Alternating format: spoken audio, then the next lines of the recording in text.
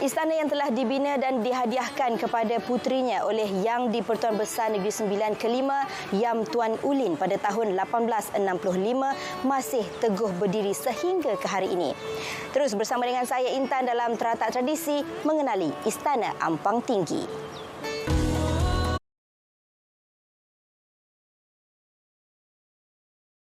Membenarkan Istana Ampang Tinggi dipindahkan ke sini dan ianya terus megah sehingga ke hari ini. Hari ini Intan akan meninjau dan mengupas tentang seni bina Istana Ampang Tinggi bersama dengan pakar jemputan kita. Jadi jom bersama dengan Intan kita kenali seni bina tradisi kita.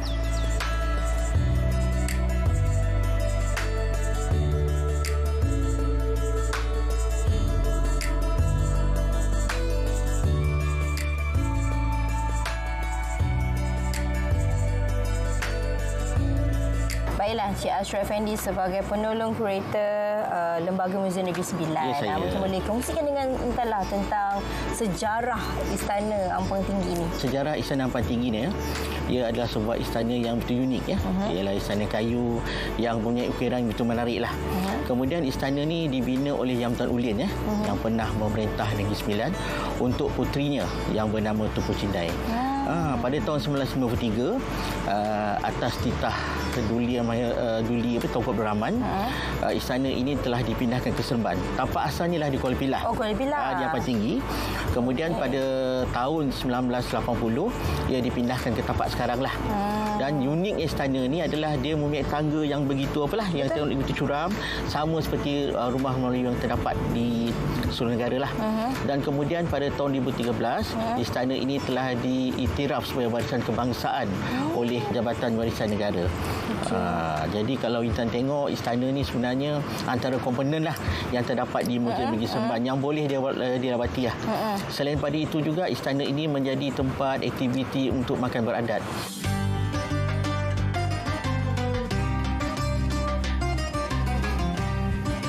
Rasional dan adaptasi kehidupan masyarakat mempengaruhi kesenian susun atur ruang.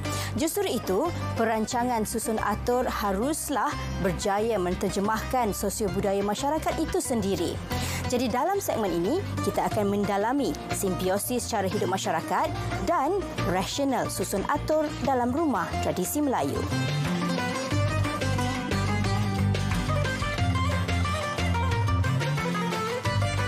Kita boleh lihat di mana sebuah seni bina itu disesuaikan dengan aspek kemasyarakatan lah di Negeri Sembilan itu sendiri. Jadi salah satu elemen nak masuk rumah tu dia kena membongkok sikit. Jadi kita boleh lihat bahawa reka bentuk yang sedemikian kita boleh jumpa di kebanyakan rumah di Negeri Sembilan. Maksudnya kita pasal membongkok sebab pintu dia agak rendah.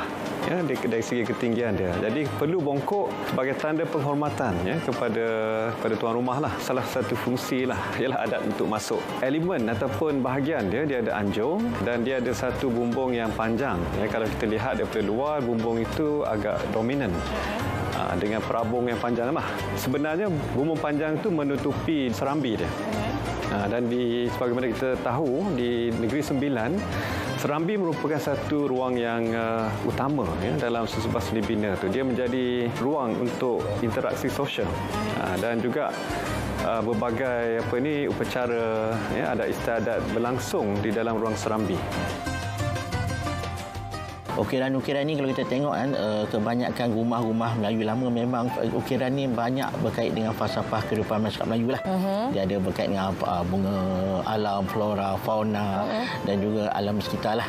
Kalau kita tengok di sini sebenarnya memang rumah-rumah lama ni memang satu ciri-ciri keunikan ialah motif. Ini melambangkan bagaimana orang Melayu kreatif. Selain pada buat rumah, mereka juga orang kata ada jiwa yang ingin falsafah yang ingin disampaikan melalui ukiran ni lah yang berkait dengan kehidupan masa lampau lah. Apa orang kata rekaan kan? Bentuk tu memang ada fungsi dan ada. Contoh macam dia. Ruang, fungsi dia kalau dalam adat Pepatih, ruang untuk orang lelaki. Kalau yang wanita ada ruang ibu namanya.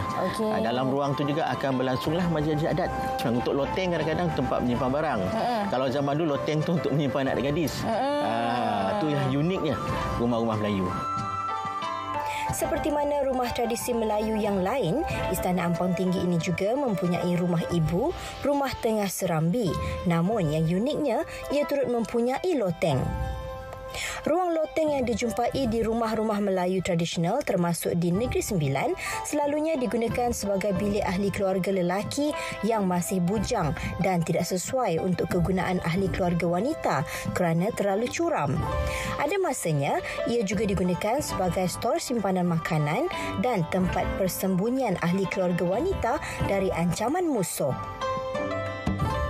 Dan kalau kita lihat dia punya rupa, kita nampak ada ruang besar, ada binaan yang besar dengan atap yang lebih tinggi, iaitu rumah ibu dia. Jadi bila daripada luar, daripada pintu masuk tu kita boleh nampak dia ada atap yang panjang di bahagian depan, dan di belakang tu ada satu atap yang lebih tinggi daripada atap serambi tadi. Dan serambi tadi juga dari segi ketinggian dia tak sama macam tinggi atap yang kita boleh jumpa dalam bangunan baru. Dia agak rendah sebab cara masyarakat yang menghuni ruang tersebut agak berbeza. Dulu biasanya duduk bersila di atas lantai. Jadi sebab itu jugalah ketinggian dia punya atap tu agak, kalau kita tengok kita rasa seolah macam dia agak rendah. Tapi untuk orang yang duduk bersila memang itu dah bersesuaian dengan posisi tubuh badan itulah tersebut. Pastinya sesiapa sahaja yang melihat Istana Ampang Tinggi ini akan terpegun dengan keindahannya, khususnya bumbung yang berbentuk Minangkabau yang menjadi identiti Negeri Sembilan. Bumbung panjang dan lentik dengan kedua-dua hujungnya naik ke atas sedikit ini sememangnya menjadikan seni bina Negeri Sembilan unik berbanding negeri lain. Rumah Melayu tradisional yang mempunyai susun atur jenis berkembang.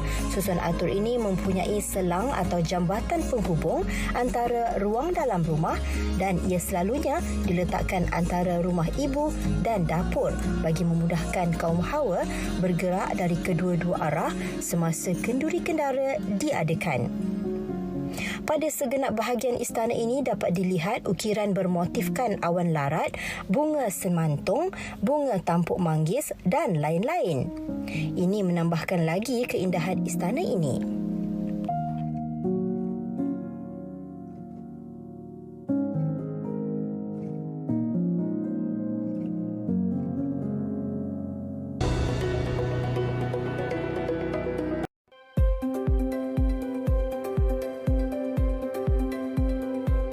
Menggunakan sumber alam secara optimum membuktikan kehebatan seni bina tradisi.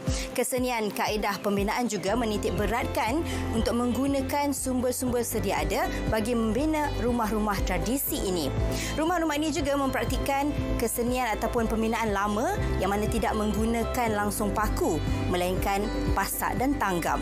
Dalam segmen ini, kita akan saksikan bagaimana kehebatan seni pertukangan Melayu lama. Istana Ampang Tinggi adalah 66.5 kaki panjang dan 23.5 kaki lebar. Bersesuaian dengan sejarah pemiliknya yang merupakan puteri kepada Yam Tuan Besar Negeri Sembilan, istana ini sememangnya dibina megah dan mewah berbanding rumah tradisi Melayu yang lain. Istana Ampang Tinggi sememangnya dibina dengan kayu berharga seperti cengal bersesuaian dengan status pemiliknya. Apabila sesebuah rumah Melayu dibina, struktur tiang utama atau tiang seri dinaikkan terlebih dahulu. Ini disusuli dengan pemasangan rasuk panjang dan rasuk pendek bagi mengikat kedudukan tiang seri kepada tiang-tiang sokongan yang lain. Setelah itu selesai, lantai sementara akan dipasang bagi membolehkan pembina rumah memasang alang panjang, alang pendek, tunjuk langit, alang muda dan tulang bumbung. Selepas semua alang berjaya dipasang, komponen bumbung pula akan dipasang dengan peletakan kasau jantan dan kasau betina. Bila kedua-duanya siap dipasang, barulah atap dan tebar layar dipasang. Akhir sekali, barulah komponen lain rumah seperti tingkap, jendela, pintu dan perhiasan rumah dipasang bagi melengkapkan pembinaan rumah Melayu tradisional. Teknik pembinaan Melayu tradisional ini merupakan versi Nusantara dan terawal bagi sistem binaan berindustri atau IBS. Ini kerana teknik ini lebih mapan berbanding binaan moden kerana ia dilihat dapat menyelesaikan permasalahan banjir yang selalu melanda sesetengah kawasan semasa musim tengkujuh.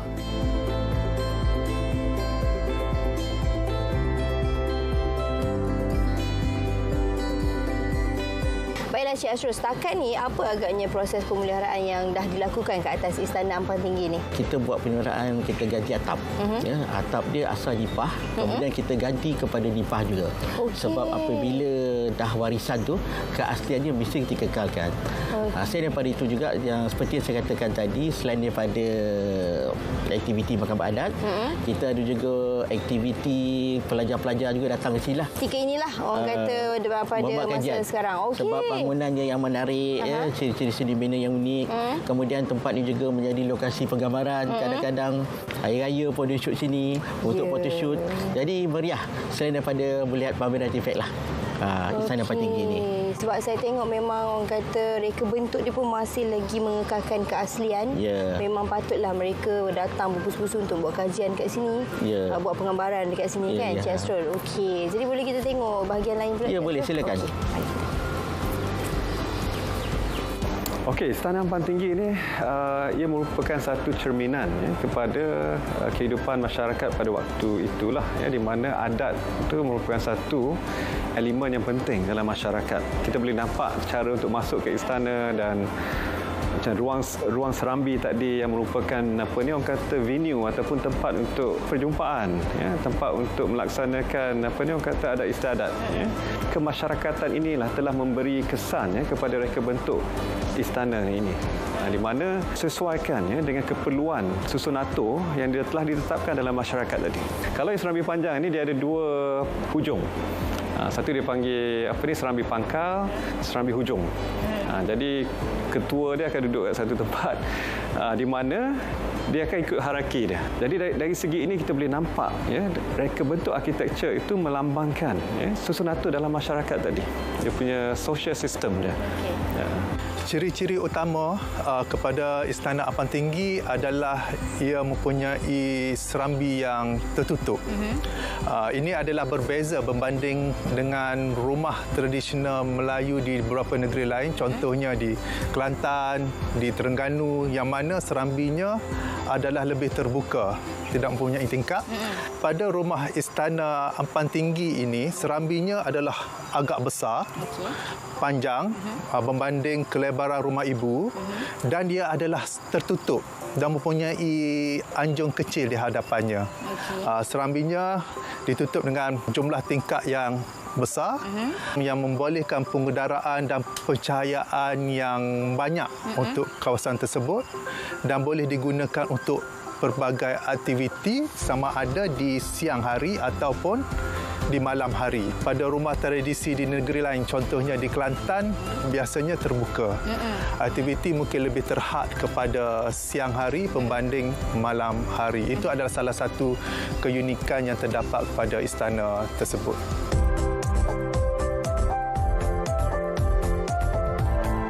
Okey, mungkin kita boleh mulakan permainan congkak ni. Yes. Okey, sekarang ni Kak Linda dengan Nina tengah tunjukkan kat kita skill bermain congkak, iaitu salah satu permainan tradisional. Sebenarnya ini antara permainan orang kata kegemaran saya juga sebenarnya. Yang melering-lering ni pula nama dia kelering. Permainan kelering juga antara permainan tradisional. Permainan kelering menggunakan rim basikal dan juga buluh. Siapa yang lebih lama lagi menolak, yang itu yang menang kan? Okey. Melihat permainan tradisi seperti congkak dan kelereng dimainkan di laman rumah sebegini, pastinya mengimbau kenangan atau membolehkan generasi muda membayangkan betapa meriahnya suasana di desa suatu ketika dahulu. Congkak ialah sejenis permainan tradisional Melayu yang sering dimainkan sebagai aktiviti dalaman atau sebagai pertandingan. Selalunya ia menggunakan papan kayu berlubang atau lubang di atas tanah dan kebiasaannya buah congkak menggunakan biji getah atau guli. Di Asia Tenggara, congkak mungkin berkembang dari Melaka, memandangkan negeri ini merupakan pusat perdagangan pada waktu dahulu dan ia terus berkembang ke serata negara termasuklah Negeri Sembilan. Nama congkak dipercayai berasal dari perkataan bahasa Melayu conga yang bermaksud pengiraan mental. Permainan kelering pula tergolong sebagai permainan yang dimainkan di laman rumah oleh kanak-kanak pada masa dahulu. Rim basikal akan didorong menggunakan kayu atau buluh sehingga ke garisan penamat.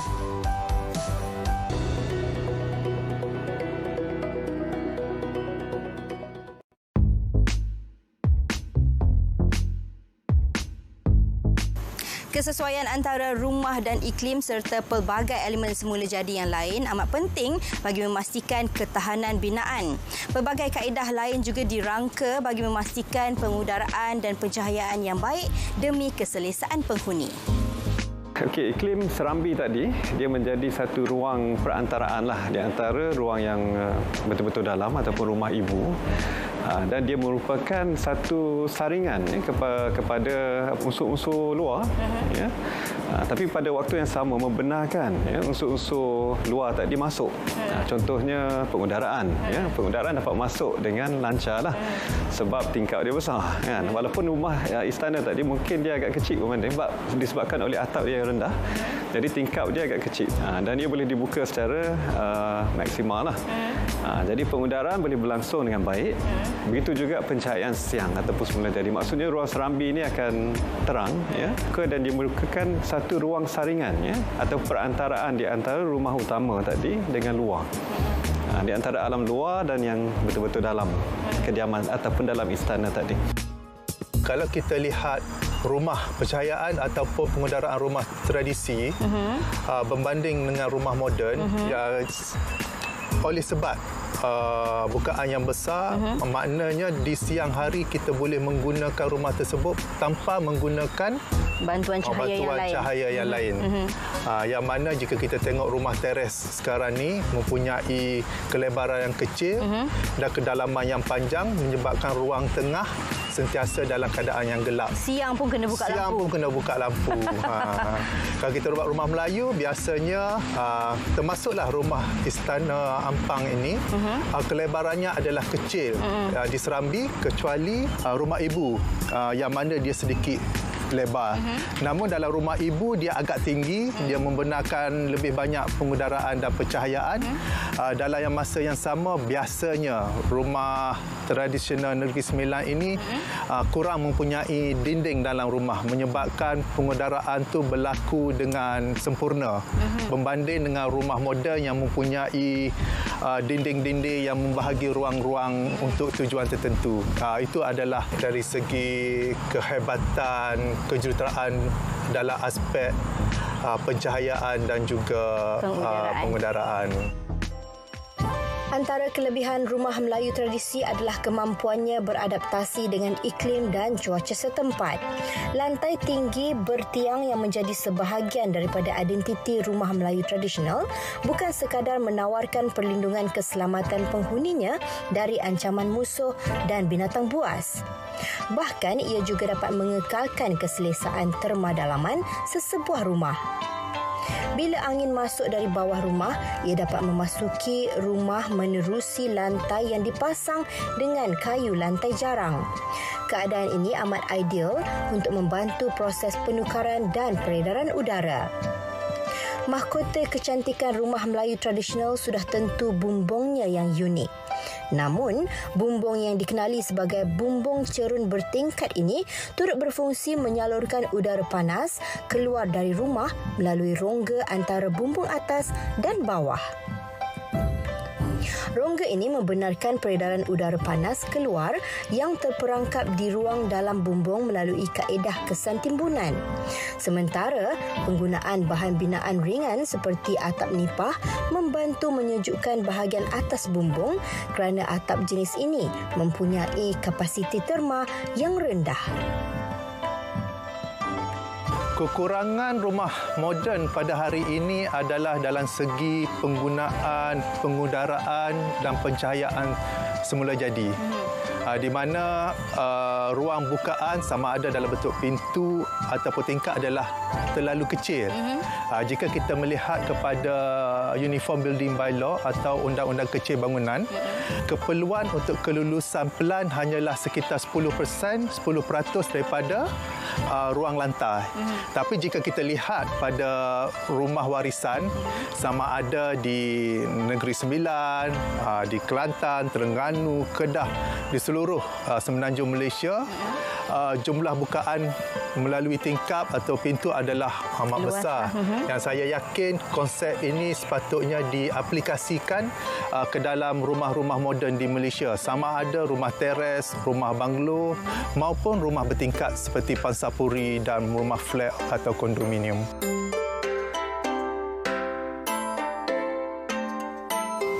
Rumah tradisi bukan sahaja mempunyai falsafah seni binanya yang tersendiri, malahan merentas tembok masa dengan kaedah pembinaan yang boleh digunapakai sehingga kini.